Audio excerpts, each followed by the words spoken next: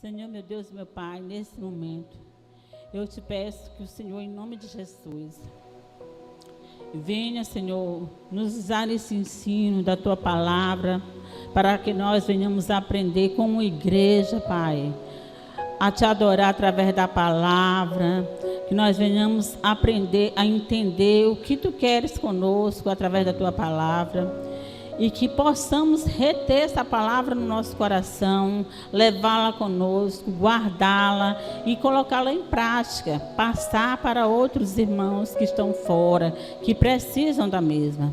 Assim, Deus, crendo nisso, confiando nisso, nós te agradecemos em nome de Jesus. Amém? Dê um aplauso ao Senhor. Amém? Glória a Deus. Louvado seja o nome do Senhor. Amados, a Bíblia fala dessa mulher, né? Mulher samaritana, conhecida como mulher samaritana. Inclusive, aqui na minha Bíblia tem um subtítulo assim: Jesus conversa com uma samaritana. Os judeus, eles tinham uma atitude muito estranha. A Bíblia diz que era necessário que Jesus fosse para Samaria, passasse em Samaria. Era necessário.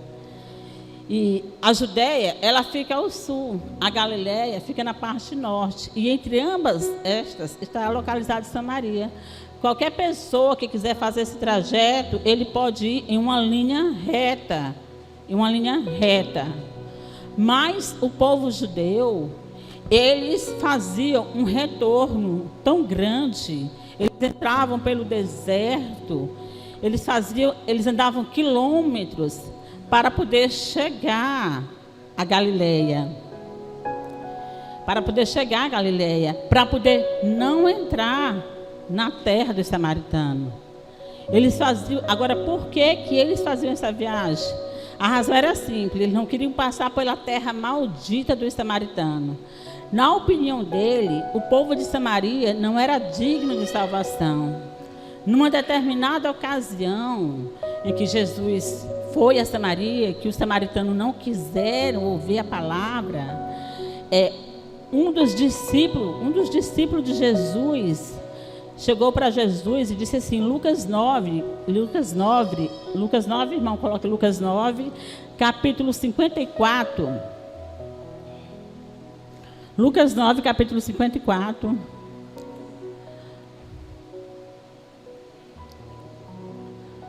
Lucas 9, capítulo 54. Veja que o versículo, a Bíblia diz: vindo isto, os discípulos Tiago e João perguntaram: Senhor, quer que façamos cair fogo do céu para destruí-lo? 55. Ele, porém, mas Jesus voltando, os repreendeu, dizendo: vocês não sabem de que espécie de espírito vocês são, pois o Filho do Homem não veio para destruir a vida dos homens, mas para salvá-los. Amados, Jesus, até os discípulos, eles se desviavam de passar por Samaria. Agora, nós aqui, digamos, vamos fazer aqui uma analogia, digamos que nós somos um povo, que realmente nós somos um povo samaritano. Nós somos o povo que não quer contato com os pecadores.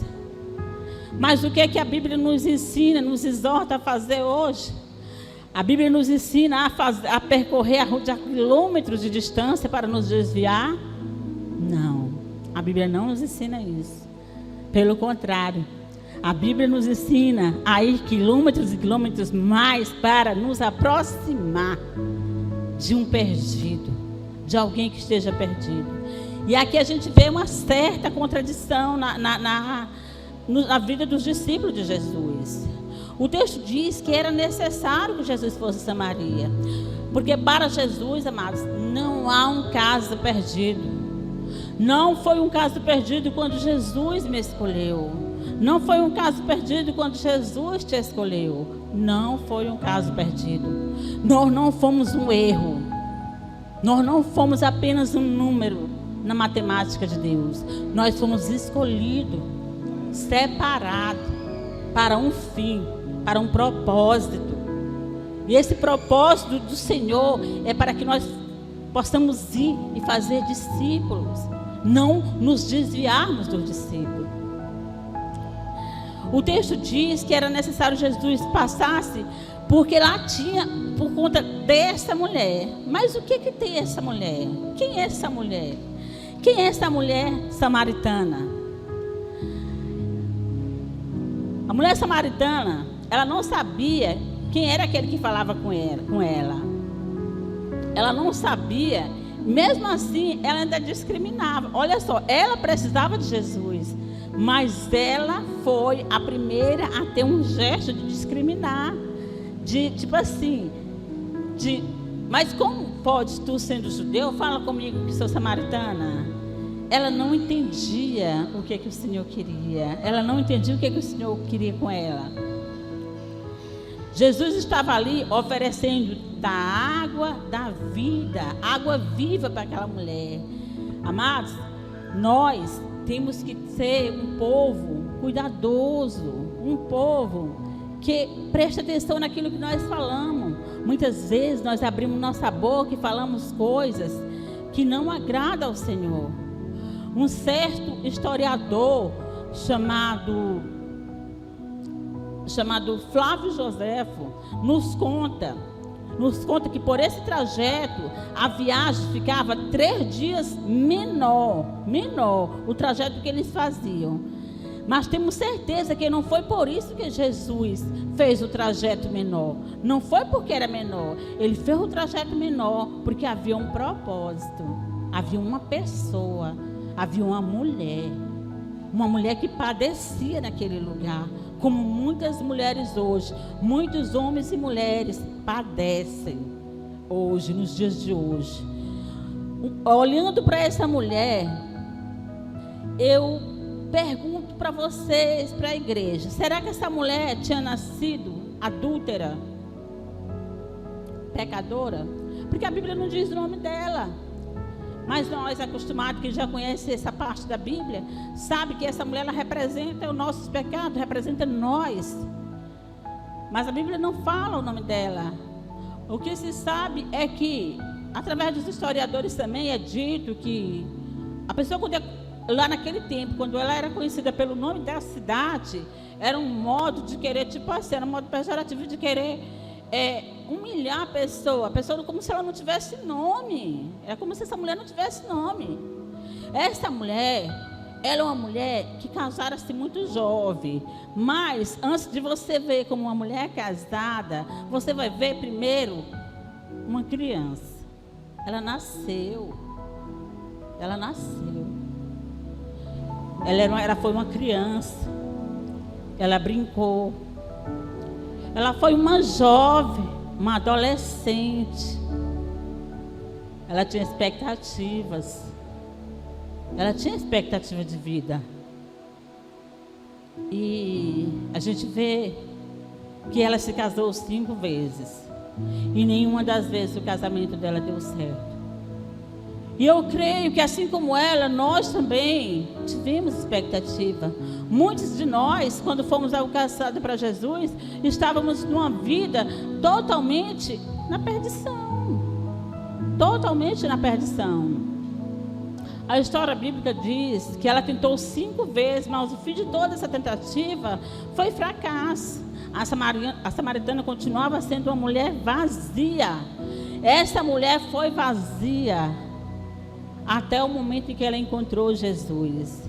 Essa mulher não tinha nada, tinha tido 5 maridos, agora tinha uma amante, mas não tinha nada dentro de si. Ela era uma mulher vazia, ela era uma mulher triste, ela era uma mulher que representava o pecado, ela era uma mulher que era desprezada por todos, que era apontada nas ruas, que ia pegar água ao meio-dia, que era a hora que não tinha ninguém, e ela podia ir só. E todos os dias ela fazia esse mesmo percurso. Pegava o vaso e ia enchê-lo no poço. E aquela água tinha que durar 24 horas. Agora nós aqui vamos nos imaginar com um vaso de água, dependendo do tamanho do vaso, que se deu para ela carregar, consequentemente, ele não era tão grande, talvez, digamos, que o máximo que ele fosse era do tamanho desse gasofilácio. Ele não era tão grande. E era para durar 24 horas. 24 horas para beber, banhar, comer, para tudo. Mas era 24 horas. Pensemos um pouco a situação dessa mulher. Todos os dias ela tinha essa correria. Todos os dias ela pegava esse vaso, pegava esse cântaro vazio e dirigia-se ao poço. Vamos pensar como era viver desse jeito. Viver com um balde de água, um cântaro de água por 24 horas. Nós aqui reclamamos quando a água está fina. Quando ela está suja, a gente já vai querer entrar na carne, literalmente. Nós começamos a reclamar. Pense um pouco na situação dela. Essa água só duraria 24 horas. Irmãos, como a Bíblia diz assim, a Bíblia nos ensina que as pessoas são conhecidas pelos seus frutos. E isso é verdade. Mas é verdade também que precisamos entendê-los pela raiz. Por que pela raiz, irmã Cruzinha? Porque eu, você, viemos de um lugar onde o que eu sofri, o que essa mulher sofreu, não sei como você chegou aqui, mas o que você sofreu, tinha uma raiz no sofrimento. Quando nós vemos um drogado, quando nós vemos um alcoólatra, um viciado, um ladrão, que rouba para usar droga, tem uma raiz. Quando nós vemos uma pessoa com depressão, com alguma enfermidade, tem uma raiz. E essa raiz, ela é maligna. Ela é maligna. Mas tem uma raiz. Uma raiz que faz com que a pessoa se destrua. A pessoa venha ter complexo de ser um pobre, um covarde para a vida toda. Ele acha que vai ser assim, um covarde por a vida toda. Você vê um alcoólatra, o alcoólatra ele acha que vai ser covarde pela vida toda. Porque quando ele está bebendo ali, ele maltrata a mulher, maltrata filhos, maltrata a família. Ele muitas vezes ele rouba.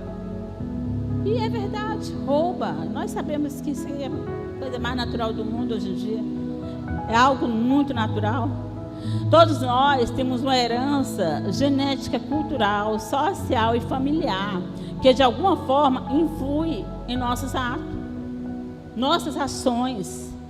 Nossas ações, elas vêm por conta disso, dessa genética, que influi no que eu vou decidir, como eu vou ser daqui para frente. O que você vai decidir, como você vai ser. Como é que eu vou ser? Será que eu vou abandonar Jesus? Será que eu vou seguir em frente? Há uma genética, há uma herança, há uma cultura social e familiar que vai designar o que nós vamos ser. Então que nós possamos ser pessoas misericordiosas para com nossos irmãos lá fora, assim como para com essa mulher samaritana. Que venhamos usar de misericórdia. Vamos tentar compreender e entender a raiz do que levou essa mulher a ser como ela era. Consequentemente, não só era porque ela queria ser conhecida como uma pecadora. Não, não era. Existia uma grande tristeza na alma daquela mulher. Por que, irmã Cruzinha? Como você sabe disso? Muito simples. Jesus não vai mudar a rota dele por mim e por você, se dentro do nosso coração não houver um clamor, um choro interno. Ele não vai. Jesus só muda a rota dele quando ele sabe que tem um homem e uma mulher que está gemendo ali, buscando um consolo que não pode encontrar no mundo. É assim que o Senhor faz. Jesus não vem apenas por vir. Ele muda a rota dele porque ele ouviu um clamor. Jesus ouviu o clamor. O texto bíblico vai dizer que Jesus estava sentado perto do poço, estava cansado da viagem. E aí vem a pergunta: como é que Jesus se cansa? Simples, Jesus era homem. Jesus era Deus, mas Jesus era homem. A Bíblia diz que ele se fez homem. No início era a palavra, era o verbo, e o verbo estava com Deus, e o verbo era Deus. E o verbo se fez carne.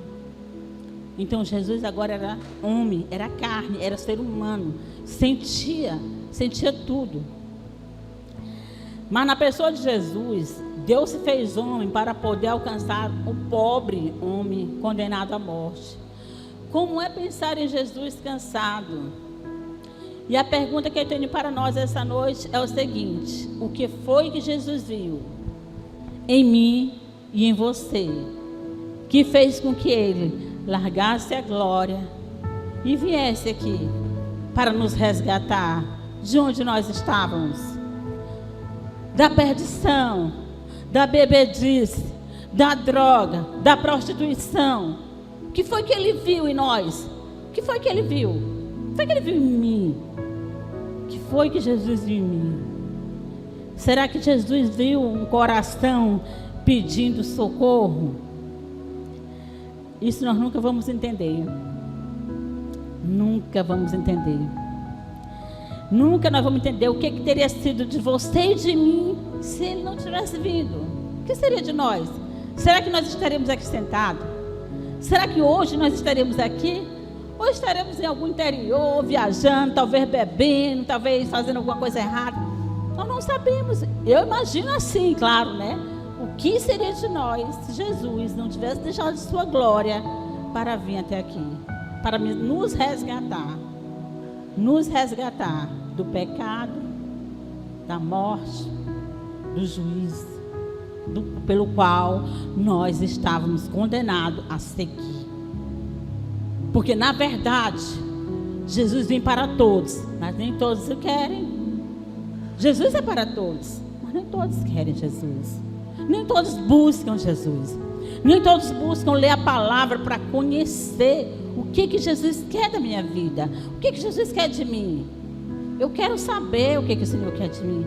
Jesus quer você, assim como Jesus me quer, fazendo a obra dele. Como? O que foi que Jesus disse para os discípulos?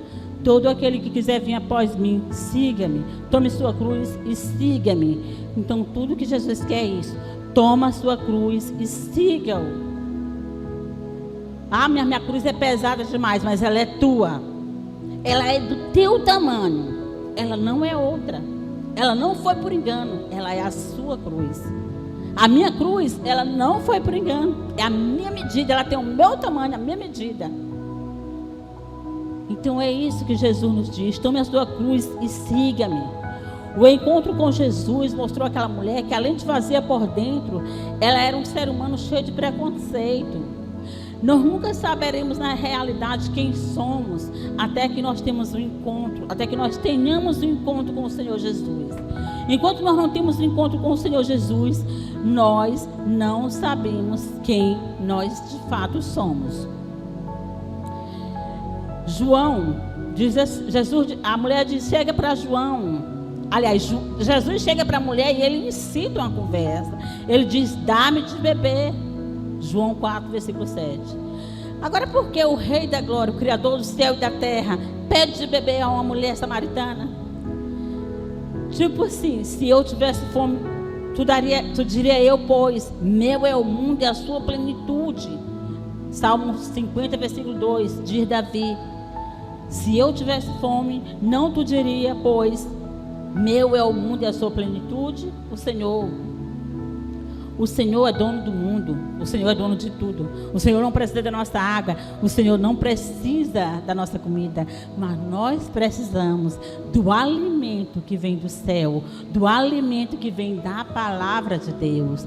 Esse é o alimento que nós precisamos. Esse é o alimento que nos faz seguir em frente. Esse é o alimento que nos tira do lugar que nós estamos, de um decreto de morte, de um decreto de perdição eterna, e nos leva, nos dá um passo rumo à vida eterna, rumo a Jesus, rumo a Cristo Redentor. Porque o meu Redentor vive, eu posso crer no amanhã. porque Ele vive, eu posso crer no amanhã. Aleluias. Analisemos o encontro. Porque o Rei do Universo pediria isso. Aqui há algo que precisamos compreender. Deus nunca nos pede, prestem atenção, irmãos. Deus nunca nos pede algo porque Ele precisa de nós. Deus nunca vai pedir: ei, Cruzinha, minha filha, me dê isso aqui, porque Ele precisa de mim, não. Deus nunca vai me levar para pregar, levar a palavra dEle, porque Ele precisa de mim, não. Não, eu que preciso de Deus. Deus não diz assim: Cruzinha, vem orar, porque Ele precisa de mim, não. Eu preciso orar. Eu preciso me aproximar de Deus. Sou eu que preciso dEle. Sou eu que preciso ler a palavra, porque a palavra Ele deu. A palavra de Deus são cartas para nossas vidas. Cartas de um pai amoroso para os filhos, para que nós venhamos praticar essa palavra. E sou eu que preciso de Deus, e não Deus de mim. Provérbio diz assim, Provérbio 23, versículo 26, diz assim: dá-me, filho meu, o teu coração e os teus olhos observem os meus caminhos. Vejam só. Por que Deus precisa desse coração egoísta que eu tenho? Por que Deus vai precisar desse coração? Mas Ele diz: dá-me, filho meu, o teu coração. Ele pede o nosso coração. Jesus, Satanás, ele não pede, não. Mas o Senhor, Ele é lindo. O nosso Deus é lindo. Ele não chega e invade o teu coração.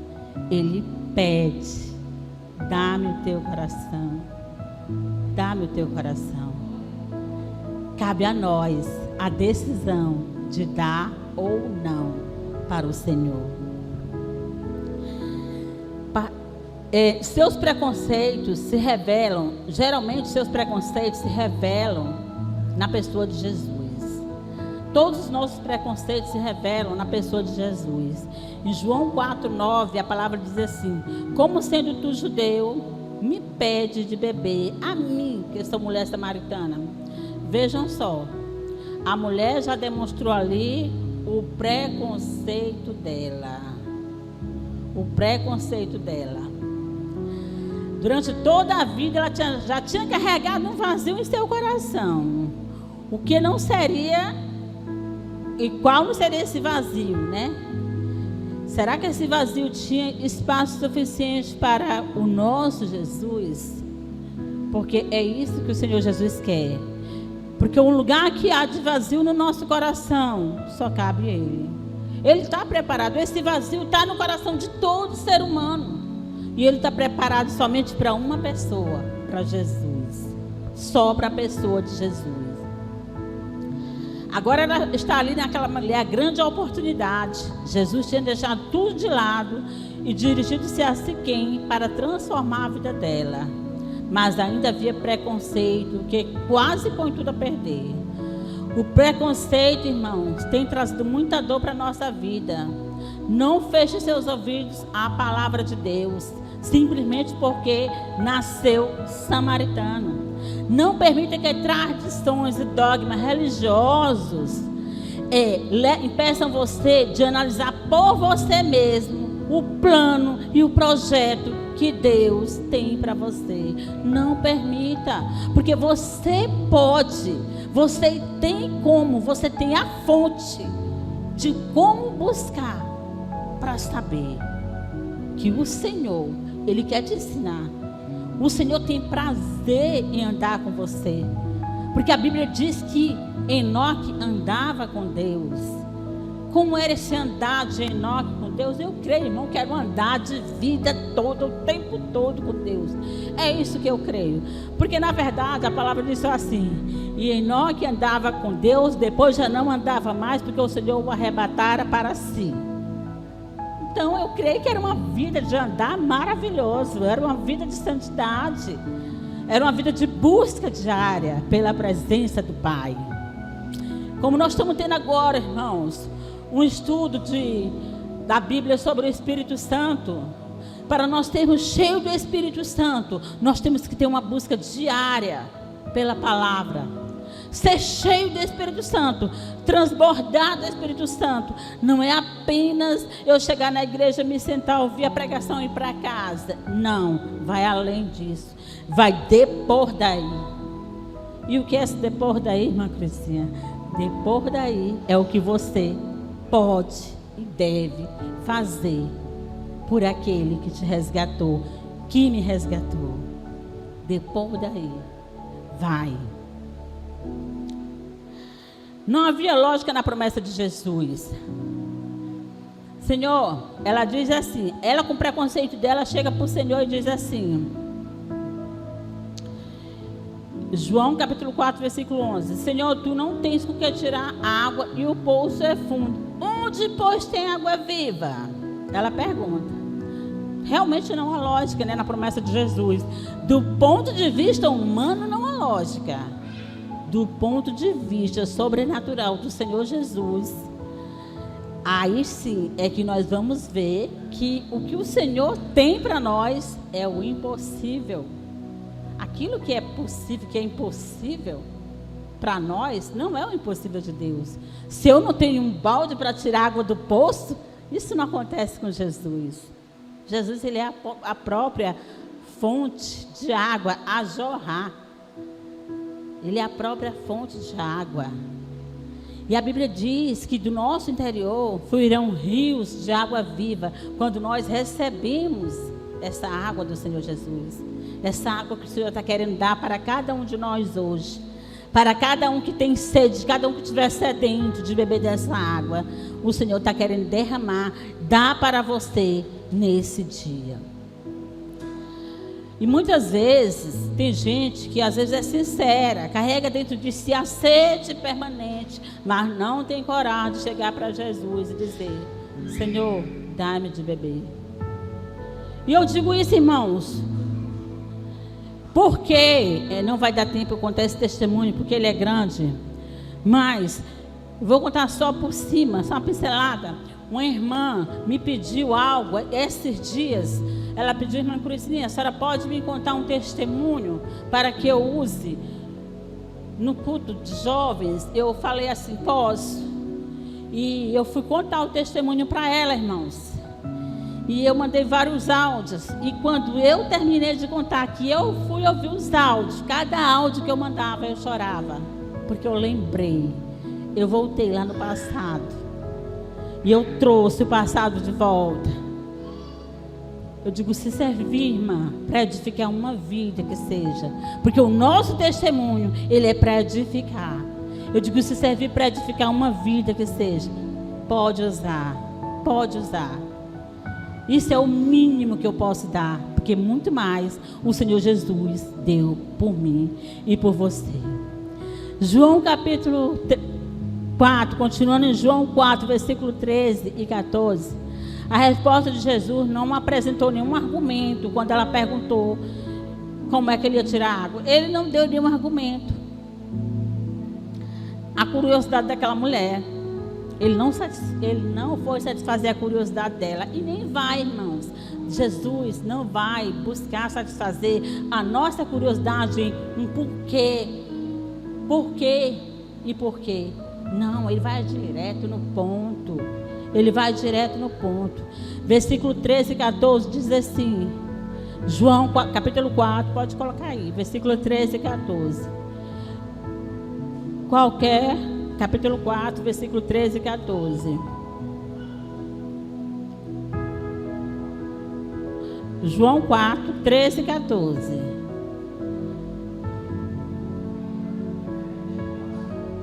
Quatro, 13 e 14, versículo 13 e 14. Jesus respondeu: quem beber dessa água terá sede outra vez, mas quem beber da água que eu lhe der nunca mais terá sede. Ao contrário, a água que ele der se tornará nele uma fonte de água a jorrar para a vida eterna. E é dessa água que o Senhor está derramando sobre as nossas vidas, que Ele derramou quando Ele se encontrou contigo. Quando Ele se encontrou contigo, foi essa água que Ele nos deu.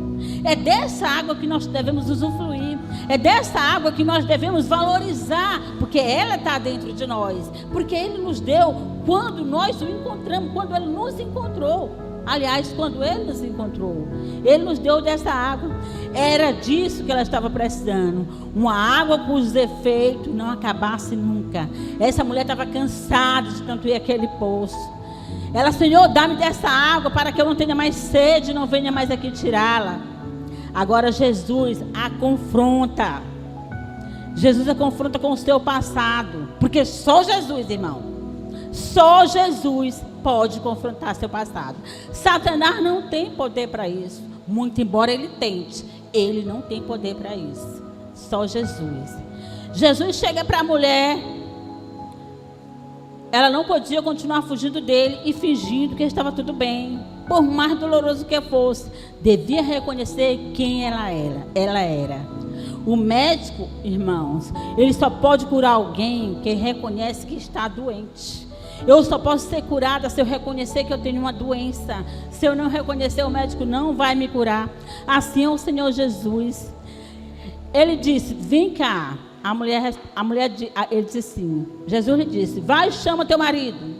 A mulher disse: não tenho marido. Pode ficar em pé, igreja. A igreja pode ficar em pé. Não tenho marido.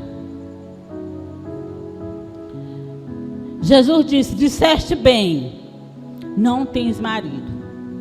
Tiveste 5 maridos, e o que agora tens não é teu. Isso disseste bem.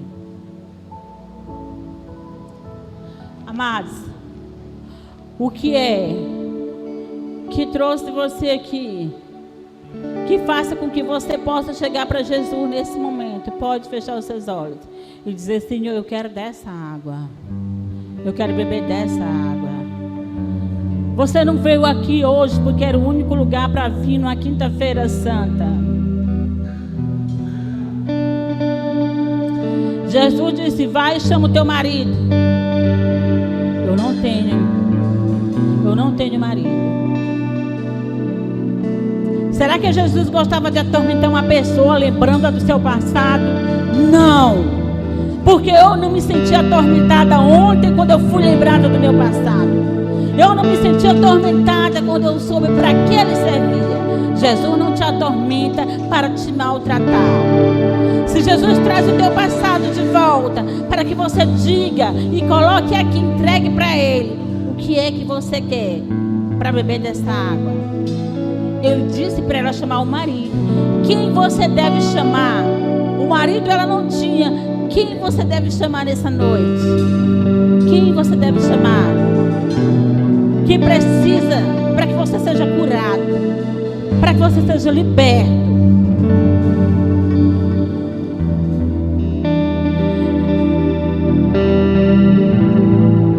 Jesus, Ele sabe que para curar uma ferida é preciso limpá-la. Amados, é preciso limpar. Para limpar a ferida é preciso mexer na ferida, até que a ferida fique totalmente limpa. E quanto mais se mexe na ferida, mais ela vai doer. O tratamento é doloroso mesmo. É doloroso. Mas se você precisa de tratamento, deixa Jesus mexer. Fale para o Senhor o que é. Não existe presente sadio, a não ser que o passado também tenha sido sadio e limpo. Se o seu presente, se você quer que seu presente seja limpo, é necessário que você traga toda a sujeira do passado para cá. Eu quero fluir para que Jesus em tuas águas, para que você possa fluir. Eu quero beber da tua fonte de água. Reconheça o passado, reconheça a culpa e os erros. Tu és a fonte, Antes- Senhor. Antes de você pedir essa água, antes de você dizer para Jesus, eu quero beber da água da vida, traz o teu passado, reconhece para apagá-lo, meu irmão, para apagá-lo da sua vida. Porque quando você reconhece, você apaga. Jesus apaga. Jesus passou a borracha. Jesus lava. Jesus lava. Ninguém precisa justificar seus erros. Erros precisam ser perdoados, corrigidos e não explicados.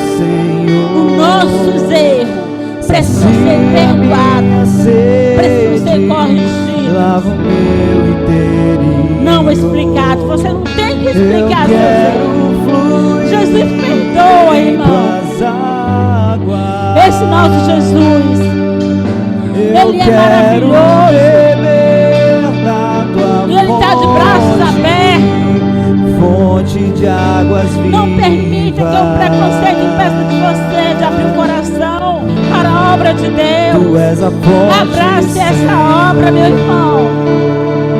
Abrace a obra do Senhor. Tu Tome és o dessa água rio, viva. Senhor. Tome dessa água viva.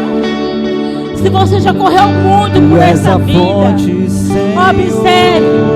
observe que Jesus em nenhum momento emitiu um juízo és de o valores rio, sobre a condição da mulher. Jesus não colocou nenhum juízo sobre ela. Existe Ele mesmo diz: vocês julgam por padrões humanos. Eu não julgo ninguém. E mesmo que eu julgo, as minhas decisões são verdadeiras, porque não estou sozinho. Eu estou com o Pai que me enviou. João 8:15. águas que João 12:47 curam diz: e e se alguém ouvir as minhas palavras e não crer, eu não julgo, porque eu vim não para julgar o mundo, mas para salvar o mundo. passar. Irmão, Jesus não está aqui para te julgar. Jesus está aqui para te salvar. Jesus trouxe salvação. Pois leva a Erga sua mão para o vida céu. do próprio Erga sua mão e Deus. comece a adorar o Senhor. E esse rio está nesse lugar.